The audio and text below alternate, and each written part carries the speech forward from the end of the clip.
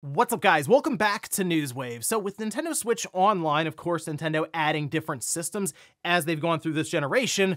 One system in particular, though, has been brought up a couple of times, and based on some trademarks that have been spotted, of course, has brought it back into the conversation, maybe for Nintendo's next system, which we're going to go over that here today. Also, we are going to be talking about that Bloomberg report on the heels of that with more information, maybe showing Nintendo trying to overwhelm scalpers at release. And then we're also going to be talking about Sony's next big event that appears to be set in the next couple of days, and in fact, we may have some of the titles that are going to be shown there. Guys, if you enjoy these videos, make sure that like button helps out a ton, and if new here to the Spawnwave channel, make sure you subscribe down below. And we're going to start today with PlayStation VR 2, which has been a very weird thing to watch unfold from the outside with Sony. It's been almost a year now since release, and it has not felt like Sony has had much interest in the headset, especially when it comes to supporting it, and it kind of seems like third parties are noticing, as one in particular with Rec Room doesn't even seem to think it makes sense to port the game to the PlayStation VR 2. This we can see posted up over on PSU, saying, speaking during a Reddit AMA, while the studio said it would love to bring the game to Sony's new VR headset, it simply doesn't make economic sense. Quote, no current plans to bring Rec Room to PSVR 2. We've looked into it. It's a non-trivial port, and we haven't found a way to make it make economic sense. In an ideal world, we would love to bring a Rec Room to PSVR 2, but we just can't justify the cost based on the numbers. It is worth pointing out that Rec Room is on a bunch of different platforms, Xbox, PlayStation, PSVR, the first one, but of course it's not backwards compatible with PSVR 2, and as they mentioned, it would cost actual money to get this game ported over to the headset, and it seems like maybe they don't think that there's enough money there in terms of sales or just the audience currently that Sony has done little to really build up. So that seems to be the cascading effect that many people were concerned about. If Sony loses interest in the PSVR 2, what's going to have third parties rushing to support the headset? Really, at this time, it's up to Sony, and I really don't see them making any big moves right now. Also, Suicide Squad Kill the Justice League is out this week, and many people seem to have forgotten, but it does appear that WB isn't exactly thrilled to be sending out review codes early. In fact, IGN had to post this up on their website where it says, where's our Suicide Squad Kill the Justice League review?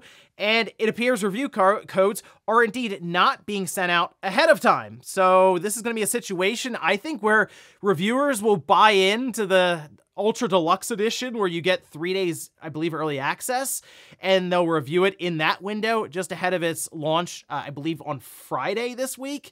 It's unfortunate because I think a lot of people look at that game and just understand, okay, it's probably not going to do well with reviewers, and the fact that alpha footage and impressions also weren't great overall. It's just a tough situation, it seems, for the path they decided to go down with Rocksteady. Very, very frustrating all the way around, but I guess we'll see how this turns out. I will tell you, though, definitely give it a few days, maybe after release, and see what some of the reviewers think, and also get a look at some of the footage before you dive in. Oh, and the sterling silver DualSense and covers for the PlayStation 5 system are now available. Sony did send this tweet out here, saying, bring an extra touch of class to your gaming setup with the sleek sterling silver DualSense wireless controller. It is available on their direct-to-PlayStation website. And, you know, I look at this, I guess this theme, this color scheme here for the DualSense, then also the PlayStation 5 system. I get kind of nostalgic vibes for some reason of the original PlayStation, which the original PlayStation wasn't silver. I don't know, something about it, maybe the more minimalistic look sort of too. It's hard to say, but that's kind of what my vibe is here for this. But this does complete that Deep Earth collection that they introduced last year, and I guess now we'll move towards maybe some other collection that they'll introduce. But if you're waiting for the silver DualSense or plates for the PS5, they are now available on the website. And guys, with some of the quick news out of the way, let's get into the bigger stuff. Let's start right away with Nintendo Switch Online and a system people have been asking to come to this service for quite some time, and that is the GameCube, which, all right, so with the current Switch, we have seen systems get added to it over time as we've gone through the generation, like the Game Boy Advance, the Super Nintendo, the Nintendo 64. But the GameCube does kind of feel like it'd be the next level, as in they would probably introduce another tier, because at this time, they've just been kind of remastering and remaking games from that generation. I mean, we're looking forward right now to Paper Mario, Thousand Year Door, so why wouldn't they hold that back, that generation, and just continue to pull from it going forward? Well, a trademark that's been making the rounds, I think, is starting to get people's hopes up once again for the idea of there being a little GameCube controller icon on your Switch dashboard, which we can see this posted up. This is over on Go Nintendo, saying Nintendo files trademarks related to GameCube controller in the UK. I do want to point out, though, Nintendo technically still produces the GameCube controller. It's like that Smash controller that you can buy, and you can still use the GameCube USB adapter for Smash Brothers. So they would technically go through and make sure their trademarks are all up to date. But as many of you figure, that's not at all what the conversation went here. A lot of people were thinking, oh, this very well could be the same buildup that we had with, say, the Super Nintendo controller that popped up with trademarks. Then we had like patents show up. Same with the N64 controller. So I can't necessarily rule this out completely because some of the trademarks are just around like the button orientation and setup, the shell, all things we saw with the previous systems that were added to NSO. But, you know, one of the reasons I would love to see the GameCube go to Nintendo Switch Online, outside of the idea of, hey, it'd be really cool to have just GameCube games available right there on an app. And while I know some of the games would be a bit larger to download, sure, but I think it'd just be really fun to tap into that library. It would be the idea of Nintendo maybe creating a brand new Wavebird controller. Now, we do have, again, the wired GameCube controller. We've also had other third-party companies attempt to make a Wavebird, but it still isn't quite on the same first-party quality level that we see from Nintendo. And I think that'd be really, really fun to just have a new Wavebird that you can buy, sync up, and then play. Maybe you can get 4 of them together all synced up to the GameCube, and they'll bring back the good Mario Strikers. But either way, that would be, I think, one of the coolest things to see get revealed from Nintendo is GameCube, sure, heading into Nintendo Switch Online, even if that's something that they make the jump to for the next generation as a way to, yeah, probably get people more on board with the new system and move off of the current Switch. But to me, I'm still kind of leaning towards this is business as usual with Nintendo filing trademarks to just sort of upkeep what they already had in place. But can always hope. Next up, let's talk about that Bloomberg report, yes, but also some additional information that's come out. Now, in that Bloomberg report, which I did cover on Saturday, so check that video out if you want a bit more of an in-depth look, we had Takashi Machizuki discuss the idea of an 8-inch LCD screen being part of the next generation system from Nintendo to follow up the Switch, that coming out this year. And a lot of this was pulled from Omdia, which is an analyst group that has their finger on the pulse for a lot of supply chain and ordering different things that are happening with displays. Okay, so with that in mind, 8-inch LCD, well, could that mean that maybe they'd be able to figure out how many systems Nintendo could be moving to prepare for launch based on how many of these 8-inch LCDs are being ordered? Well, that seems to be at least the indication here we can see posted up from Takashi Machizuki, saying display shipment data suggests Nintendo would make 10 million plus of next-gen console in initial fiscal year, unlike PS5 and Xbox Series X and S that faced chip shortages at launch. Nintendo's would be much easier to find at stores.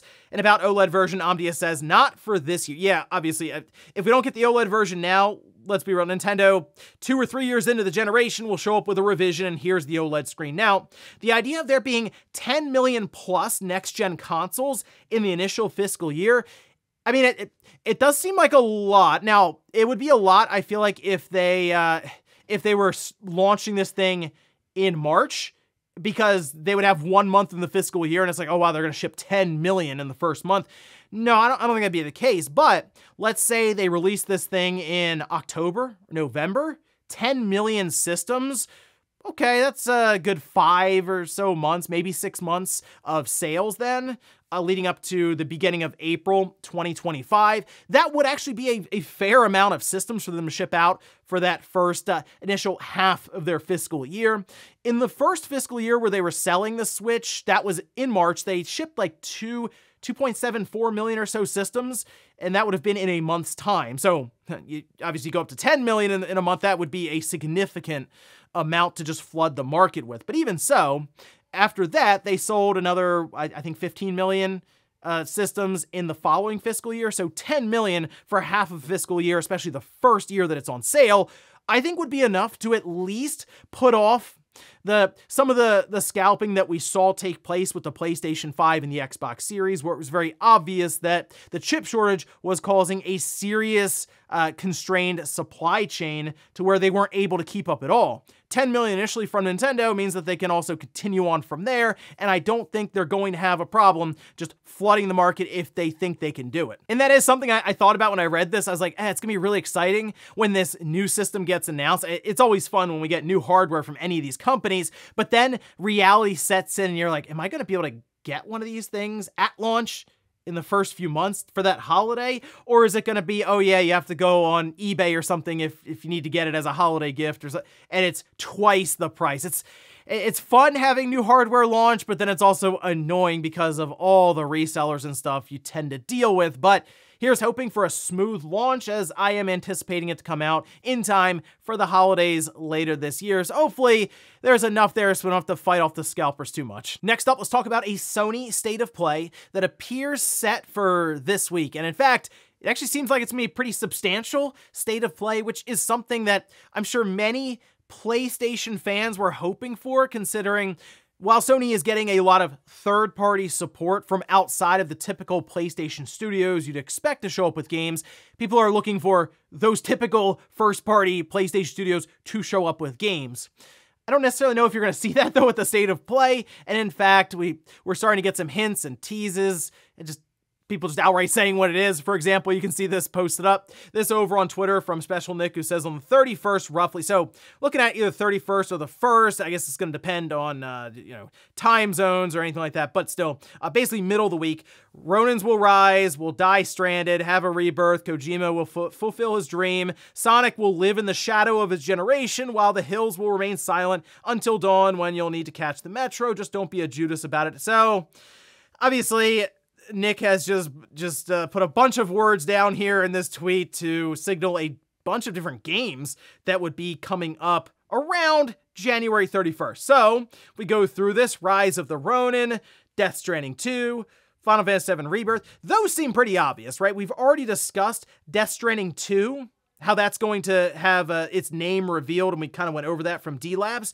But then Sonic Generations is... Are we getting a Sonic Generations remaster? Because that would actually be pretty awesome. That was a good Sonic game back in the day. I remember playing that on the 360 and actually having a good time with it. Silent Hill 2, again, not shocking. A new Metro game, also not shocking. And then Judas, which I would like to see more of that one, because while we got a decent enough look in terms of, when we see a game for the first time, we get kind of that CG introduction trailer. I feel like we at least got something out of that first one, but that's definitely a game I'd like to see more of. However, we also have Until Dawn. That should be there, and there are a few things that are missing from this, to my understanding, whether Nick left that out or he just doesn't have the full list in front of him. Yeah, I think the State of Play is actually going to be pretty good. Like, it seems like they'll have a bunch of games there that you go into it thinking, if I find 2 or 3 titles here that I'm looking forward to, great. I think you'll enjoy it then. So it's, the only thing to me is I don't necessarily think you're going to see a bunch of first party, like Naughty Dog or anything. I don't think you're going to see any of that. So we're still going to be kind of on watch, waiting for Sony to probably have a PlayStation showcase at some point this year. But I will tell you, the State of Play, based on how it's shaping up, I think it's going to be a good way to at least kick off 2024 and get things moving along, because Sony is at least setting things up with third parties in mind for these games, and that, for some people, would be enough to hold up the PlayStation 5 as it is. And in our last bit of news, let's talk about the Famitsu sales chart, because while they were a little late getting out last week, there's some pretty interesting stuff going on here when it comes to software and hardware, as the Switch was not the #1 selling system in Japan. In fact, it was a PlayStation game even that topped the charts, which we can see this posted up, this over on Install Base Forum. And we'll just go with the top 10 games, with Marvel's Spider-Man 2 selling just over 30,000 copies. Now, the reason for this is because apparently the Spider-Man 2 PlayStation 5 bundle, so they had the system, of course, that came with the game, was discounted, and that drove quite a bit of traffic and then sales for the Spider-Man 2 bundle. But nonetheless, it counts as software sales here at the top there with that 30,000 mark. Then we have Momotaro Tensetsu World, that's 16,733. Super Mario Brothers Wonder at 16,654. Another Code, Recollection, that coming in at 15,741. Mario Kart 8 Deluxe, of course. Then Animal Crossing New Horizons, Minecraft, Pokemon Scarlet and Violet, Dragon Quest Monsters, the Dark Prince, and then Pikmin 4. Moving over to the hardware, we have the PlayStation 5 at the top, 57,903 systems. That's a pretty substantial jump, over 20,000 systems from the week before. It coming in now 5.1 million systems sold lifetime, which is ahead of things like the PS4 and the PS3. So Sony seems to be on the right track here, at least with the PlayStation 5 in Japan. Then we have the Switch, 43,692, still very impressive for a system that is getting up there in age. It really is. So the fact that they can still move that many is quite impressive. And yeah, the Switch is on a collision course with the DS in terms of lifetime sales, and I think we're going to see it pass the DS probably by this summer, if I had to take a guess. We have the Xbox Series, 1,888. The PS4 is still moving 620 systems. And then the 3DS, they managed to find 16 more in the back, it looks like. But overall, pretty strong week there for Sony with Spider-Man 2 and the PlayStation 5. While I understand it's very sales dependent, as in it was marked down, so it just sold more because of that. Still, Sony pushing over the 5.1 million mark and tracking ahead of some of the more popular PlayStation systems overall. That's pretty good direction for them. And then for Nintendo, creeping up on that DS mark to become the best-selling system with the Switch of all time. So we'll have to keep an eye on that one. I think we're still a few months off, but that's gonna be a really big deal when Nintendo eventually gets there. And before we go to the comment of the day, we're gonna take a look at the poll that I posted up yesterday, where I ask, if you own one, how do you primarily use your Switch? Okay, yeah, 54% say docked, 46% say handheld. Of course, Nintendo would have taken this kind of data into account, as they seem to have an indication as to where people are spending the majority of their time, probably through surveys mostly, but still, they probably look at this and go, okay, it's half and half. Does it make sense for us to make the system maybe more expensive to get an OLED model out right there day one? Or can we just go LCD and that's good enough for the half of the people that play primarily in handheld mode, and the people who play dock don't really care that much anyway? And then, of course, they can sell it to us all over again 3 years in with an OLED model, and let's face it, I'll probably buy it, and I'm sure many other people out there will too. And we'll finish up with the comment of the day, as you're seeing here. This is from Chamber, who says, crazy you could work on a game for 6 years and it's just canceled. What a time to be alive. Yeah, that's gotta be tough, especially if you're there for any substantial amount of time, or just the whole way, all 6 years, working on this thing every day, and then executives show up at one point and go, yeah, we're just canceling this, and everyone here is now laid off, so bye. And then you go off and you try to find another job somewhere, but because the game industry is so secretive, and Odyssey, the game, right, the survival game of Blizzard, is just locked away, you just show up as, I worked at Blizzard for 5 or 6 years working on this game, and the parent company deemed it not worth releasing. So yeah, it's just a great interview starter there, but it is a shame. I would have been curious to see what they came up with for that survival game with Blizzard, but unless it gets leaked out at some point, we'll probably never know. And ladies and gentlemen, that's gonna do it here for Newswave. If you enjoyed this video, guys, hit that like button. If not, hit the dislike. Leave comments down below about everything we talked about here today. Where's the GameCube maybe going to NSO, or just business as usual with these trademarks? What games would you actually like to see from that GameCube library maybe just show up on Nintendo Switch Online one day? Then also, what about the next generation system from Nintendo? Do you think it's gonna be a whole situation to just get one of these at launch without having to pay twice as much to resellers? And then a Sony State of Play appears set for this week. What are you excited to see? Thanks guys for watching, and I'll see you next time.